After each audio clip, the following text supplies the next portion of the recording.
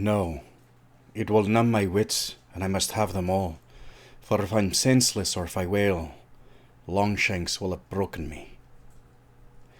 Okay, we are back, and I have a funny feeling that tonight's review is going to be real short, and one of two that no one will ever listen to.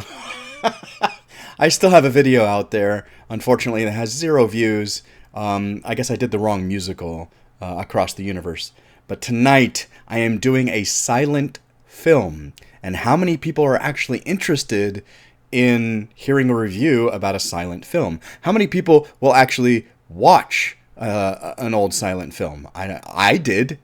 It is not my preference, but I did it for this review because there is a challenge that requires a silent film. But before we get too far into this, I want a few disclaimers. These videos are completely unedited and unfiltered. So whatever comes out of my mouth is what comes out of my mouth. If I say the wrong thing, I apologize and I will correct it underneath this video. I will make a correction. Adult things will probably come out of my mouth. So if your kids are in the room, you probably want to ask them to leave or put your headphones on.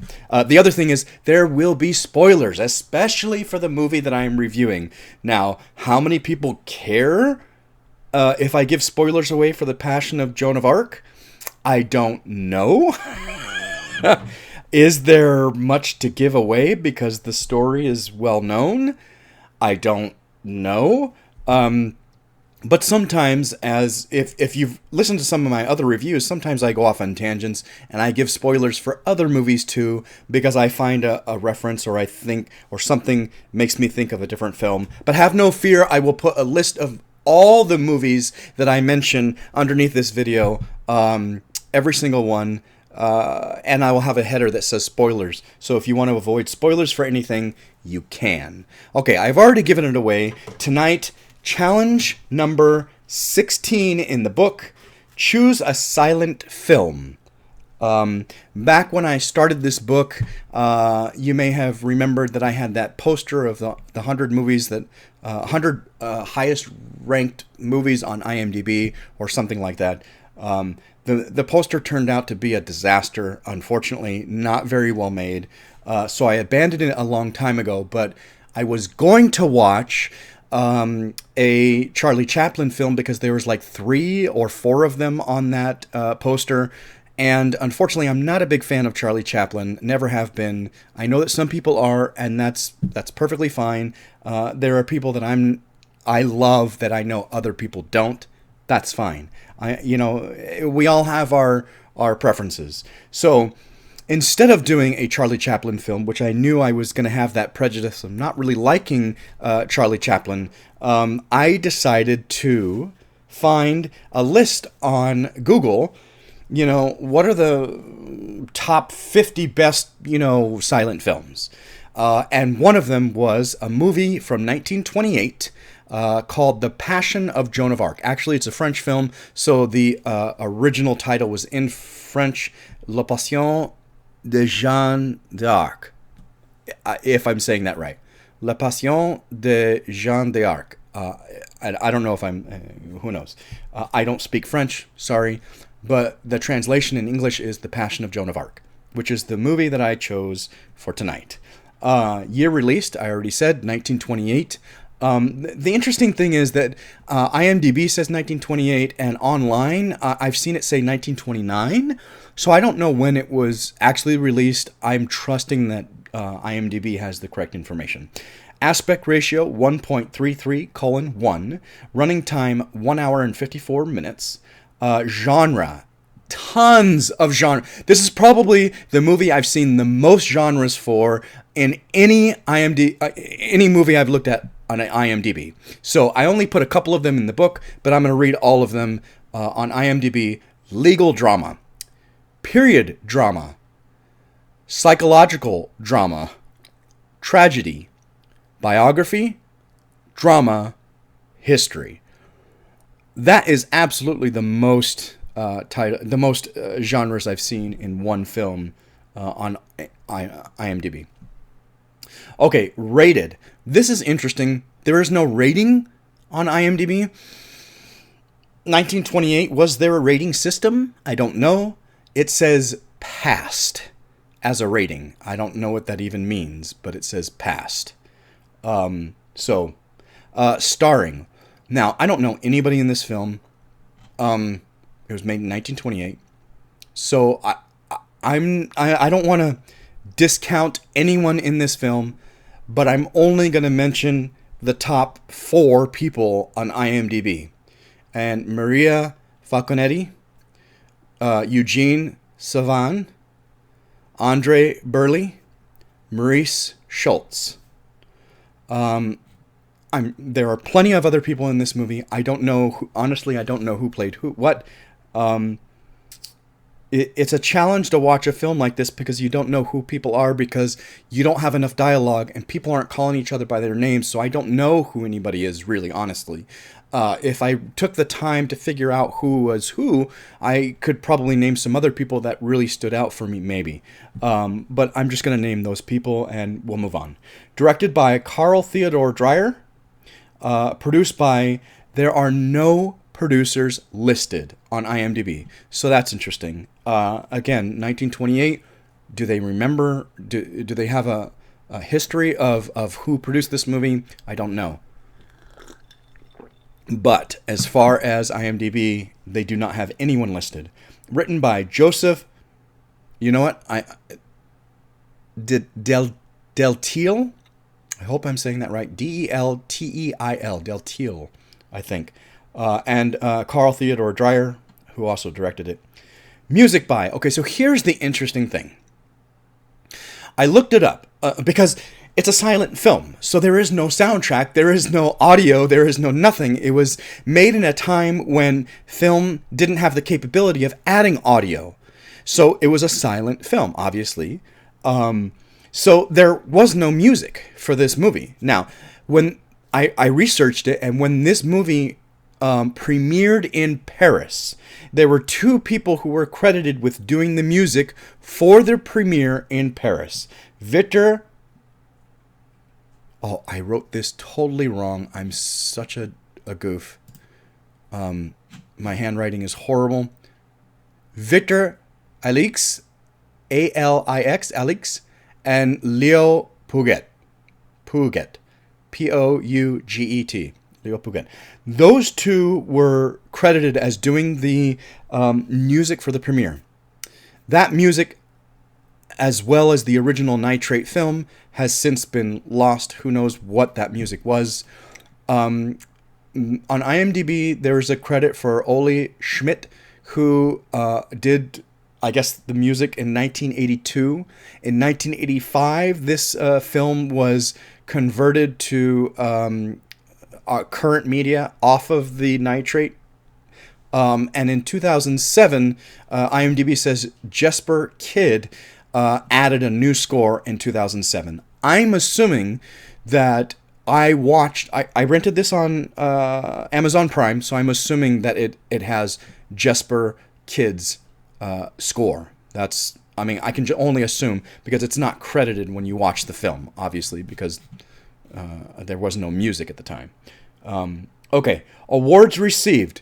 It won a couple awards throughout the years.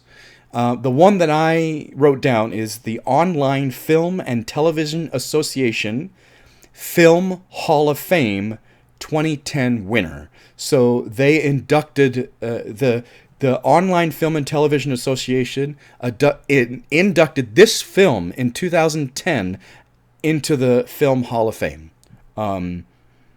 So it is considered a piece of history, absolutely. Why did you choose this particular film? Again, the online list had this as one of the best silent films, the best, like, I can't remember, like 50 silent films or something like that. And I am very interested in the story of Joan of Arc. I've watched other films. This is The Passion of Joan of Arc. The Messenger is my favorite. I love it, love it, love it. And honestly, this makes me want to watch The Messenger. I remember I can't come up with her name right now. I should probably look it up. I mean, why not? I love Dustin Hoffman in The Messenger. He was amazing. It is called The Messenger, the Story of Joan of Arc, 1999, 2.5 hours. Mila Jovovich. She was amazing. I love John Malkovich in it. He was really good. And for me, Dustin Hoffman blew me away in that film. He was fantastic. Anyway, watching this movie makes me want to watch that one. And I own that one, The Messenger, so I probably will watch it this weekend. I forgot to say, the date challenge completed was last night. I watched it last night, did all my notes, August 22nd. I'm recording tonight, August 23rd. You'll probably get the video Saturday, August 24th. My rating for this film is a solid 3, which, honestly, I am shocked that a silent film from 1928, I, for the most part, enjoyed it. Would I watch it again? Probably not. But if somebody wanted to watch it with me, was interested in watching a silent film, I would definitely say I've watched this one and it was enjoyable. It was a 3 out of 5. It was enjoyable. Anyway, moving on. Have you seen this movie before? I had not seen it before last night. This was the first time I had ever seen it. Honestly, this is the first time I have ever seen a silent film. I may be wrong of that. Was original Nosferatu, was that a silent film?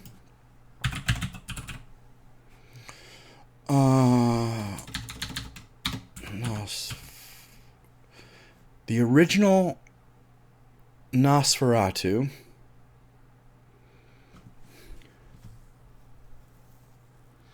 A Symphony of Horror.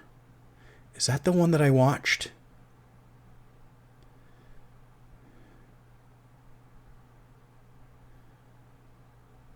Oh, come on. Give me something. Show me something, IMDb. Show me a little something.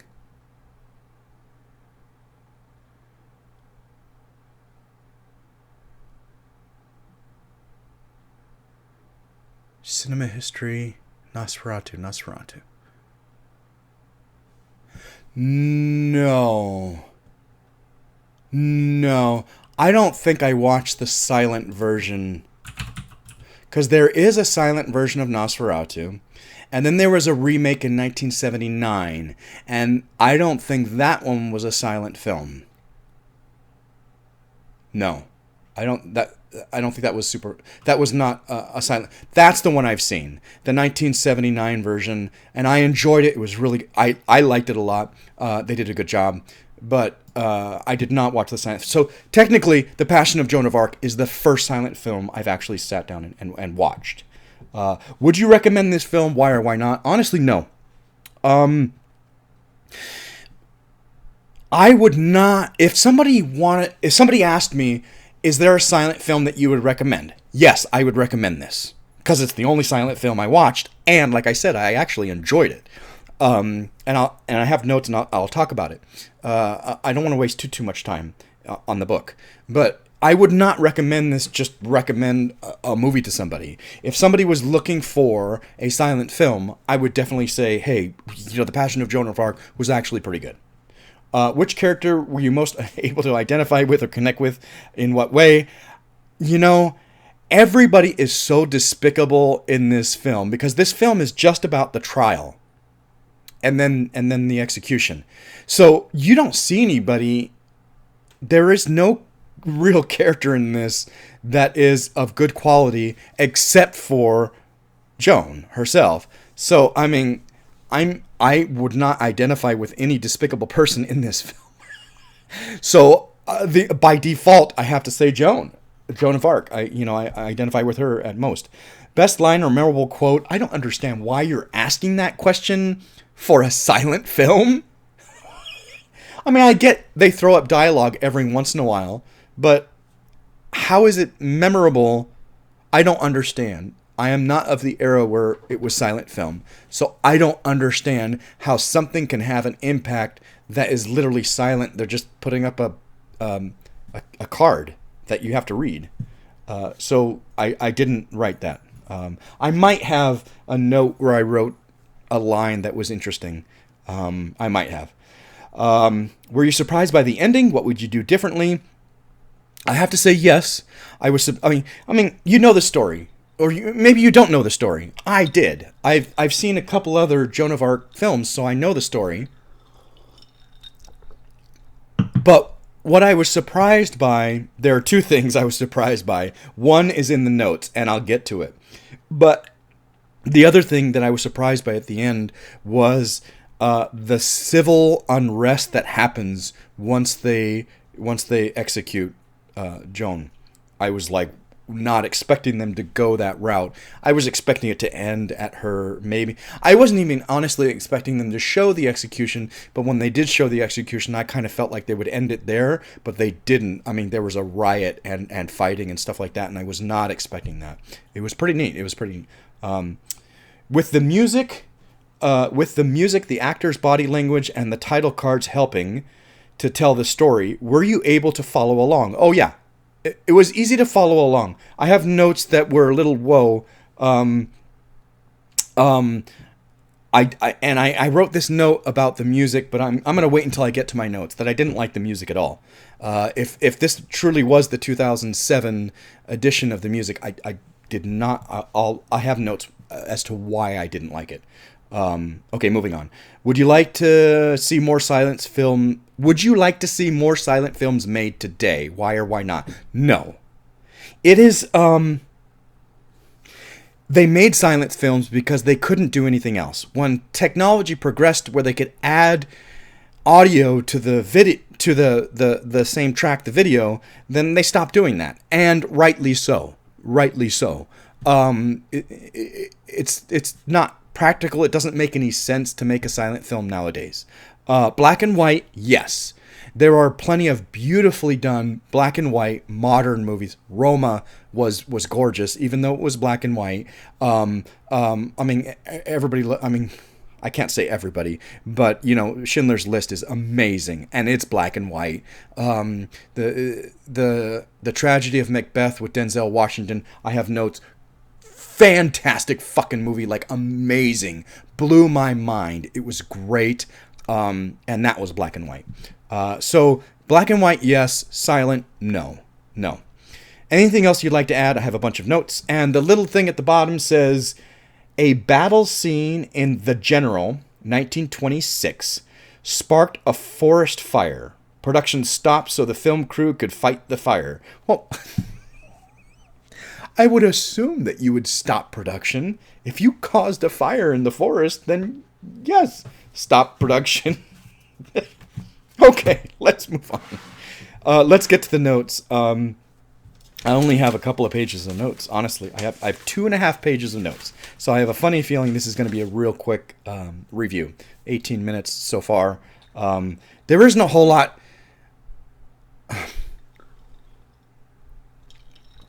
I guess there's a lot I could say, but anyway, let's get into it. When I started watching it, because I had done a little research before, when I started watching it, so everything's in French. It is a French film, and then they added the English subtitles. So sometimes the English subtitles is on top of French text. So sometimes it's a little challenge to like read it. So I had to pause it a couple of times to be like, read it real quick.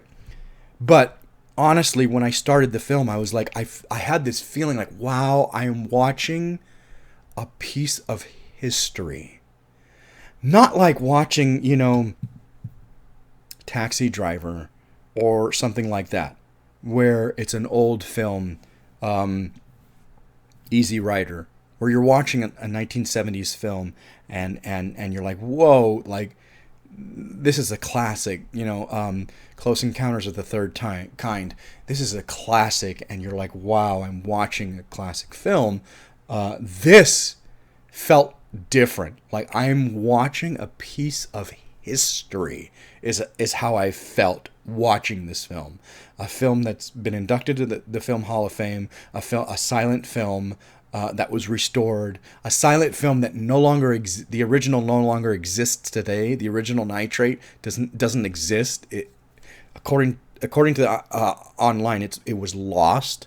So a piece of history has been preserved here, and I felt that watching it. The speed is odd. I wasn't expecting that. Their movements are quick because the speed of the film is an odd speed. I don't know what caused that, but it is. And the whole thing is like that. Sometimes it's less obvious, but for the most part, the speed is off and you can see it. It takes adjusting to like let that go and just watch it. The look on her face when Joan first comes into the trial, because this is all about the trial of Joan of Arc. So most of this movie is the trial of Joan of Arc. And remember, she's young. She's 19. She even says she's 19. She actually has to count, and she says she thinks she's 19. She was not very well educated, so she was trying to figure out how old she was, and she says she thinks she's 19. So this 19-year-old girl is on trial in front of a bunch of aging old French men, and the shock that comes across her face when she first walks in and sees everybody is great. It's fantastic. Now, I wrote that note while I was watching it, and then later on realized she has that look throughout the whole fucking movie. I don't know if it's bad directing or if it's bad acting, but her expression is almost exactly the same in every scene. Almost. And I'm like, this is frustrating. Why is she constantly have that look on her face almost every single time, almost every single scene? There is very little variation with her facial expression. Everybody else is different. Everybody else has really nice changing with their mood. You can see their face change with their mood. I'm gonna say this now. Everybody's overdramatic. And it's the purpose to be overdramatic. Why? Because we don't have dialogue. And so everybody is overdramatic in everything they do, but that's the style of the time. I'm not talking about her being overdramatic. I'm perfectly fine with that. I understand why everyone is overacting, overdramatic. It's because we don't have dialogue. Okay? I understand that. What frustrates me with her is she constantly has almost that same look of sorrow and like crying. I mean, I put this note later, and I'm sorry, Charlize Theron, but early in Charlize Theron's career, I guess they were like, oh, this is a girl that can cry on demand. And so every movie she's in, almost every scene she's in, she's crying. And I'm like, oh my God. I remember The Devil's Advocate and thinking she was brilliant. And then The Astronaut's Wife came out, and she cried through the whole fucking movie. And I'm like, really? Please give her something else to do. Because I felt back then that she was a very good actress, but they kept casting her. We just want you to cry. We just want you to cry. And it was so frustrating. I think there was a third film. I'm not coming up with it right now in my brain. But I remember going to the theater, watching The Astronaut's Wife, watching her cry through the whole fucking thing and going, oh, please, give her something better to do. She's good. Give her something to do. Because The Devil's Advocate, she cried through half of it. And then now she's crying through half of this. And I'm just like, come on, please. I think there was the third one, and I can't come up with it. Thank God they have given her better stuff to do, because she is brilliant. She is great. I love her and a lot of stuff she's done. Anyway, getting back to Joan, The Passion of Joan of Arc. It was like, I had that feeling of like, oh, this is like a Charlize Theron movie, like early Charlize Theron. She just, every scene, this woman is crying, every scene. And I'm like, we don't need her crying in every scene. And I don't know if it was her. I have a feeling it was the directing. And it's a different time. I get it. And I shouldn't be too harsh on it. But for me as the audience trying to watch this, I was just, it's too much. It's too much. Stop. Stop. At a certain point, I was just like, she's going to cry again, and she's going to cry again, and she's going to cry again. And it was just like, it was frustrating. It was frustrating. Like, let's get over that. Let's move on.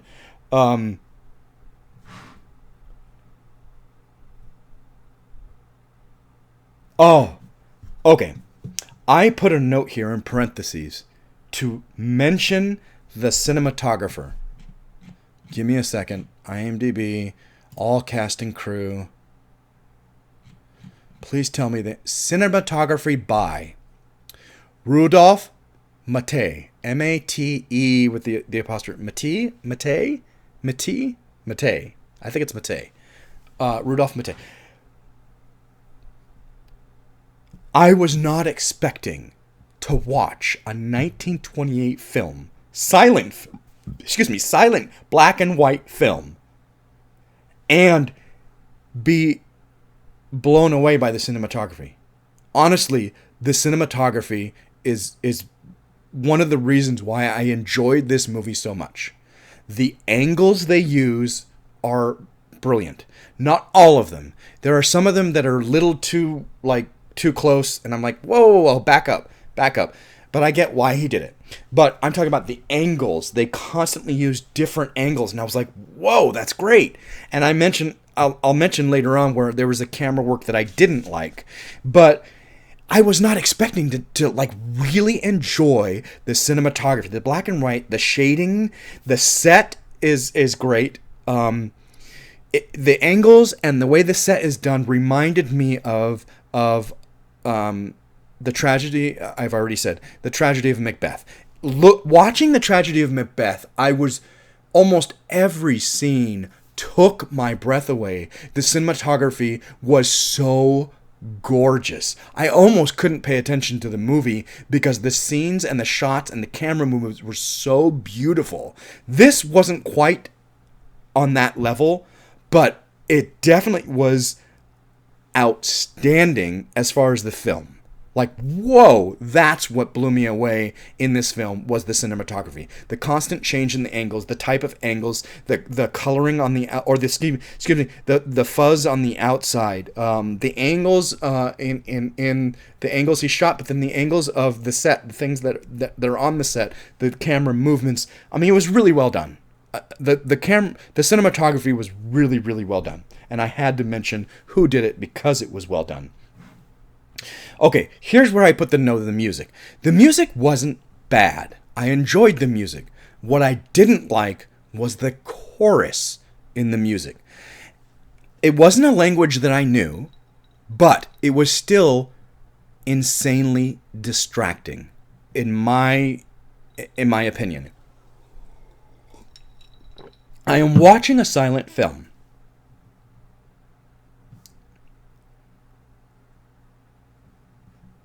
I'm going to go into, these two notes, I'm going to put them together. I'm watching a silent film. I've never seen a silent film before. I realize that they don't put a title card, a card, for everything everyone says. So a lot of times, people are talking, you can see their lips moving, they're talking to each other, and you never get to know what they say. I'm not a native French speaker, so I could not follow their lips. Oui was the only thing. Oui was the only thing, yes, was the only thing I could see people say. Joan said it multiple times, and they didn't put the card on. So that's the only thing I could pick up. If this were an English silent film in English, I might have been able to pick up more because I can read I can tell. I'm not a lip reader, but I could tell what they're saying because to a degree I can see their lips and what they're saying. Okay, so I was shocked to see that there was a lot of dialogue that is not on a card for you to read. Trying to watch a silent film and see them moving their mouths, talking to each other, and then every once in a while having to read a card of the dialogue.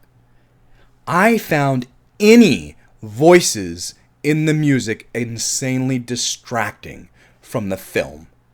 I feel like it should have been non-verbal music, just instrumental, because it was really distracting hearing a chorus going and being like, wait, I'm trying to pay attention to what their movements and then what pops up. I don't want to hear chorus.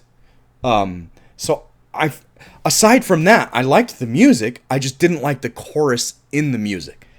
It was distracting. Oh, so this is one of the, I guess you could put it down as a memorable quote or best line. This is a line that I wrote down because I was shocked by it, and I enjoyed everything after it. There is one gentleman in all of the judges who stands up and says, "To me, she is a saint."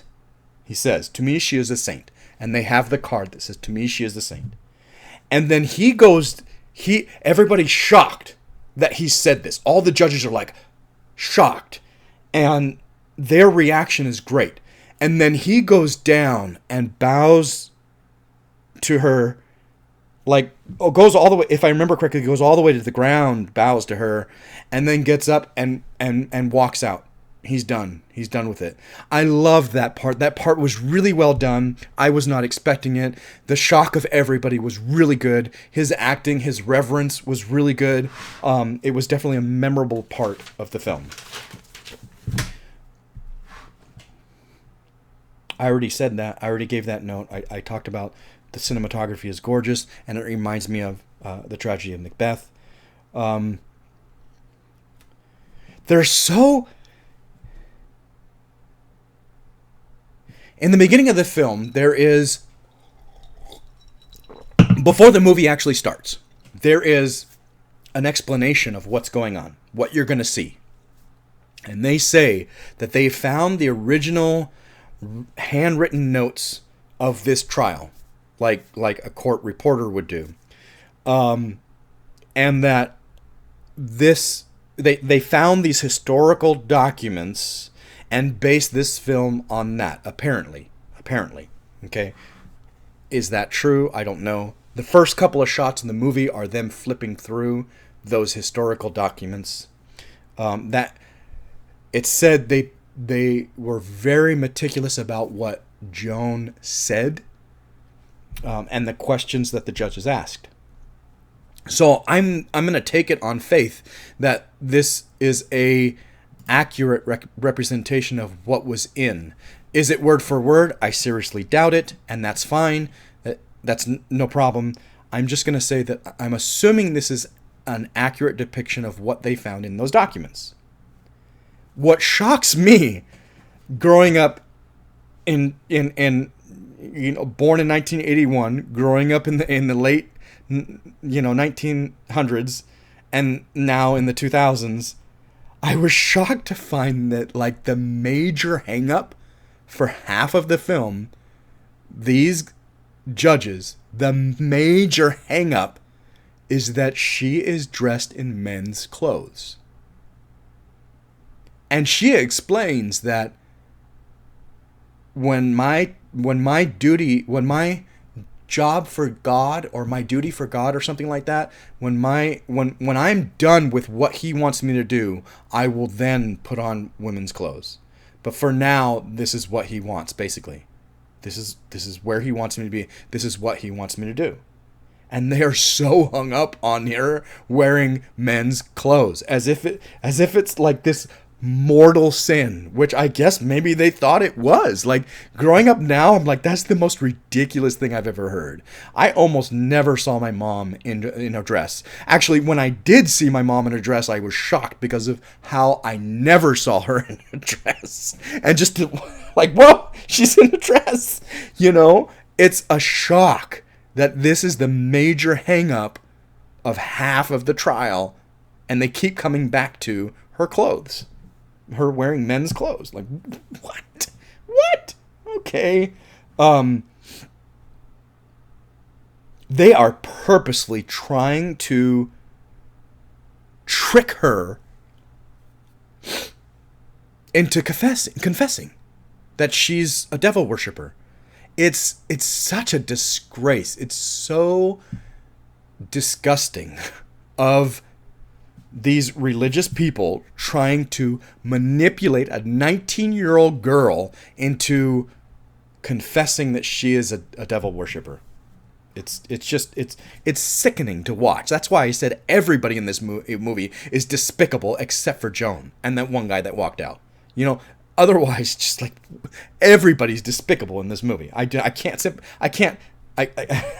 identify with any of them.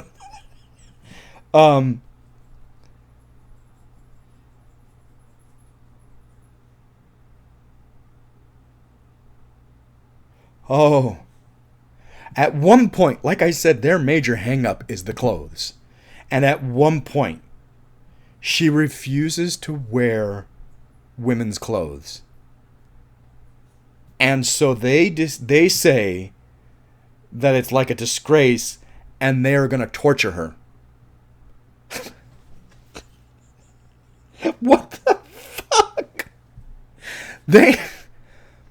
If you don't put on women's clothes, we are going to torture you.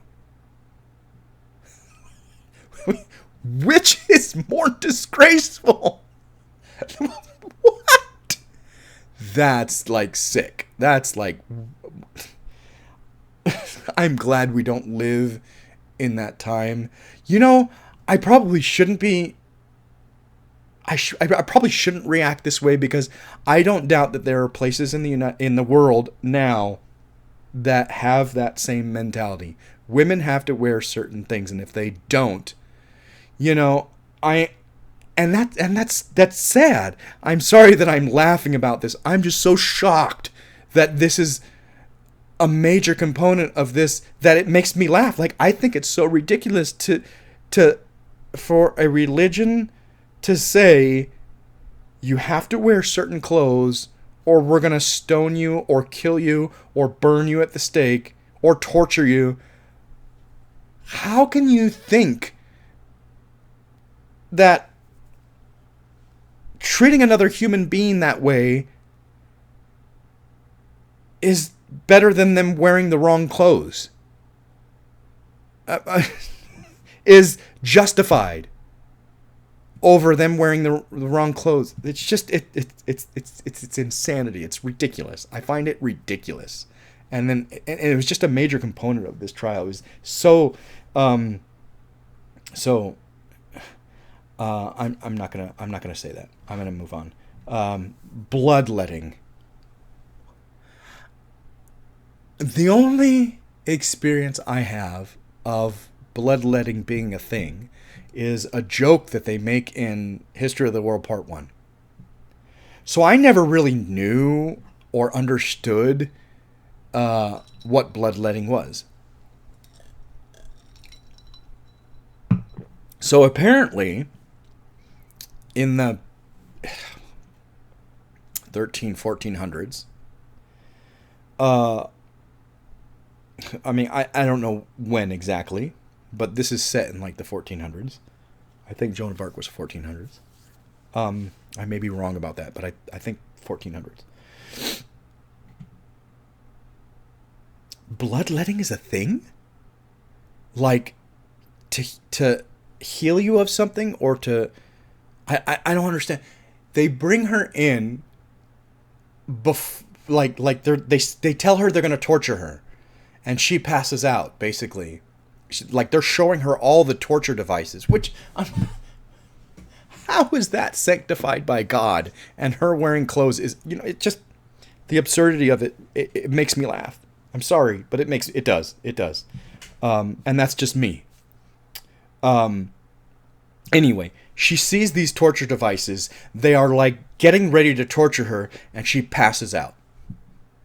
They bring her back to her cell, and they're like, she's not feeling well. She's losing energy or something like that. So they say, we need to relieve her of her blood for some reason, or blood. I was like, what? Nowadays, if somebody passes out, the last thing you want to do is take blood from them. We have a better understanding of how the body works and how the blood supplies energy and oxygen, that the last thing you want to do from somebody who has just passed out is to take blood from them. But that's their solution. She's not well. She passed out. She doesn't have the energy. blood. She needs to be relieved of blood. And the scene when they do it is shocking. Like I don't know what the technology was at the time, but they sure as hell didn't have syringes. Or I don't think they did.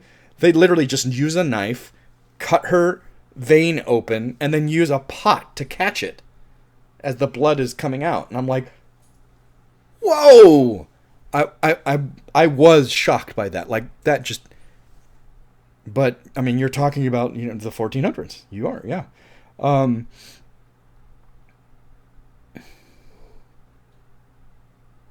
It's a shock how the church is unable to believe anything beyond what they interpret from a book, the Bible. It's such a shock because if you think about the Bible, I'm not discrediting the Bible. What I'm saying is the Bible is not everything. It's not. The Bible is written over years, over I think decades, over a long period of time by so many different people and after the fact.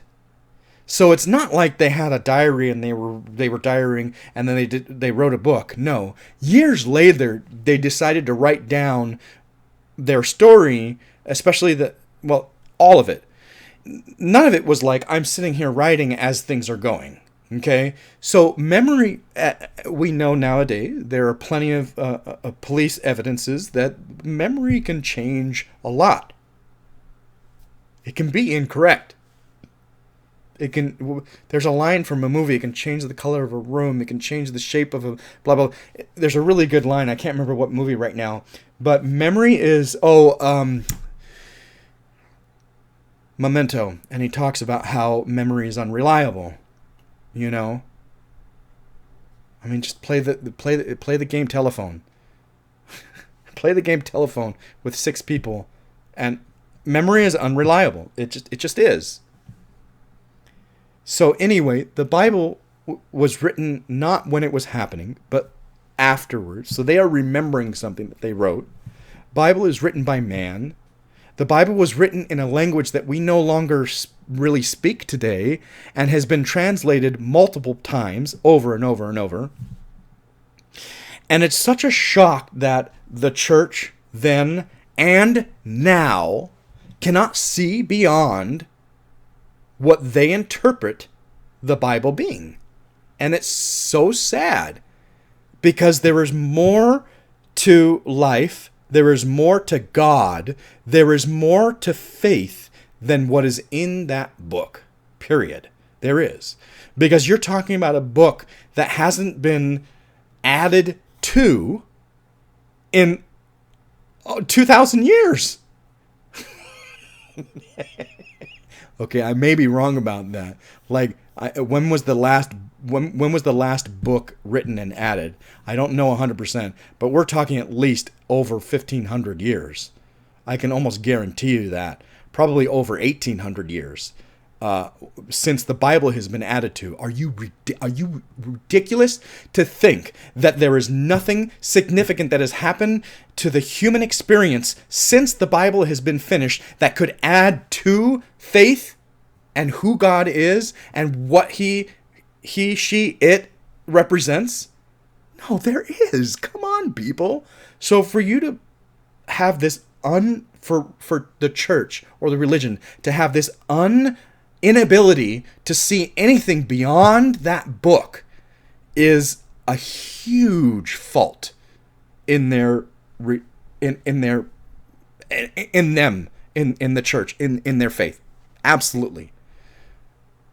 God did not stop giving us information 1,800 years ago. Sorry, he didn't. He didn't stop talking to people. He didn't stop giving people insights. He didn't stop showing people what's to come 1,800 years ago. He just did. It just didn't. Stop thinking the Bible is the only place we can learn from. But to see them so adamant about judging people based on the Bible. And it's sad. And this is not the only movie that does it. I mean, there are plenty of movies that do it. Plenty of movies that do it.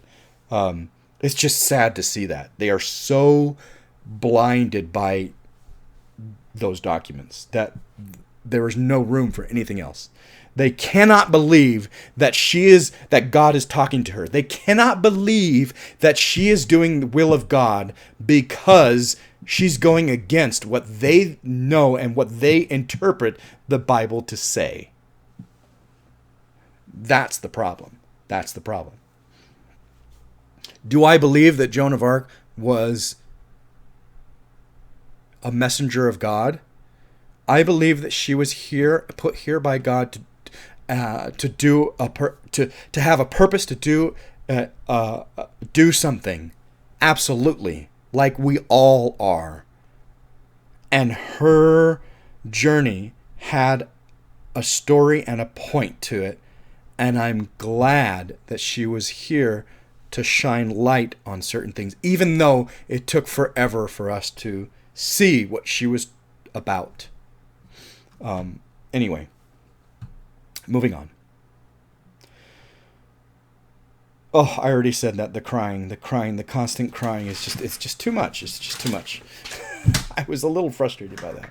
Oh, okay. Here we go. Last page of notes. There are really just 3 more notes, so this is going to end quick. This shocked me at the end. Okay. This shocked me on multiple levels.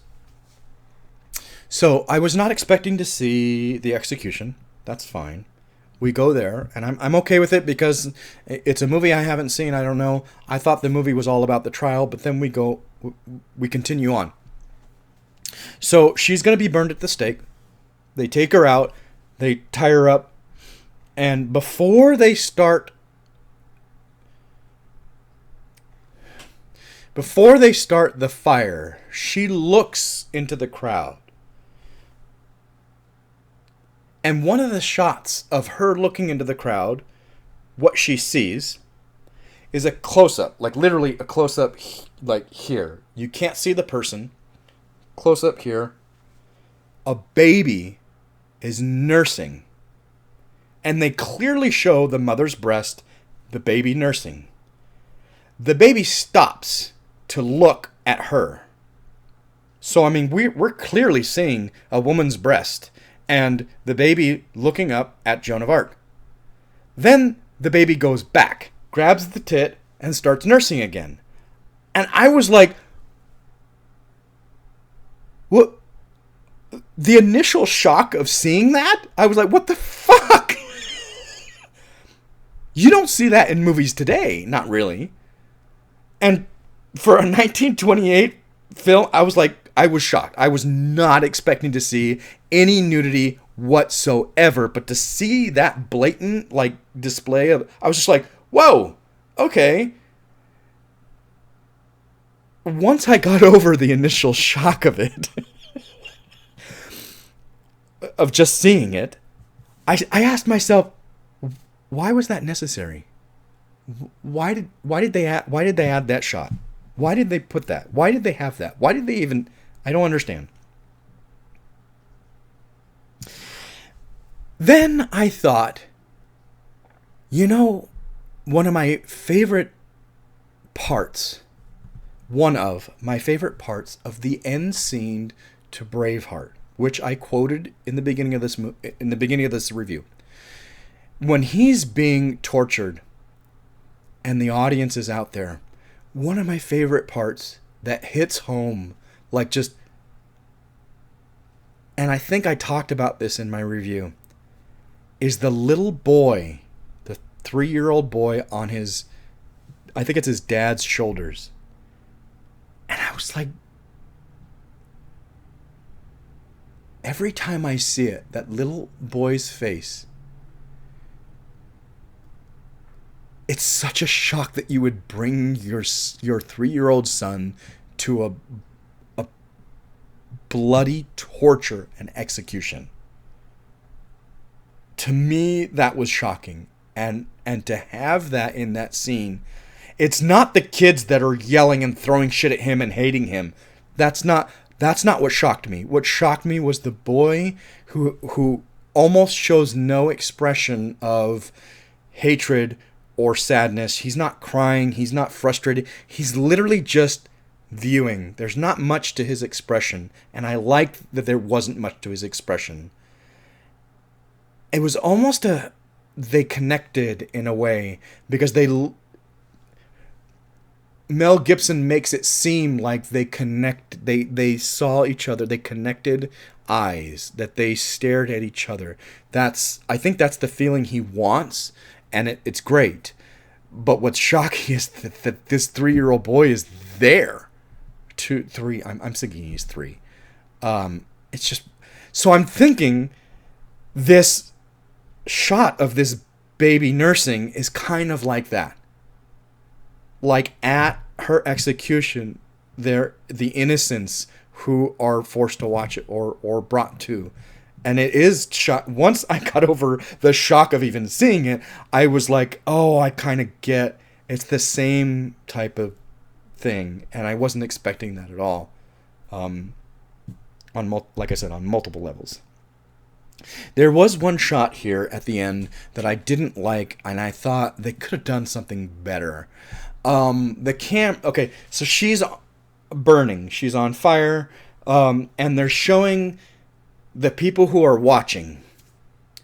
And the camera has this up angle, which I'm fine with, but I think it's slightly up. It's not like drastically up, but it is slightly up, and it is moving semi-slow through the crowd because it's close up. They're showing people close up, and then it moves up when you see a soldier standing, and then comes back. Excuse me, and then comes back down. And I'm talking too much and drinking at the same time and getting hiccups. So it's moving and then goes up and then down and then just keeps going. And for a while, and I was like, no. It just. They could have done so much better. What I want there is a what do you call it? A wide shot. I want a wide shot, and I want to see the crowd. It's okay that you do that a little bit. I don't like going up and showing the soldiers. We don't care about them. We care about who's there to see, the crowd. And so I wish they would have just stayed in one and not gone up. Do that for a little bit, and then I would love a wide angle seeing a bunch of them. That would have been better. But they do that for a while, where it's like, and I think they do it a couple of times, and I'm just like, no, get rid of that. I didn't like it. I was like, no. That was one of the few camera movements that I was not in love with, and just like, Oh, and I already said my last note, that I was shocked that they had that civil unrest at the very end. I didn't expect them to do the execution, and when they did, I wasn't expecting everybody to, like, they say you killed a saint or something like that, and they revolt, and it becomes a fight, and I wasn't expecting that. So anyway, The Passion of Joan of Arc. This review is a little longer than I expected it to be, almost an hour. If you want to watch a silent film, I would say watch this one. I found it interesting, especially if you're interested in the story, Joan of Arc.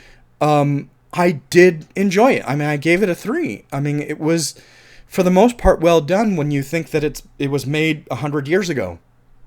Almost 100 years ago. 96 years ago this movie was made. And so if you think of it on that level, you go, it really was pretty good. And it was entertaining to a degree. So anyway, The Passion of Joan of Arc, the only silent film I've seen. So thanks a lot for listening, and I'll get you another video soon. Thanks a lot.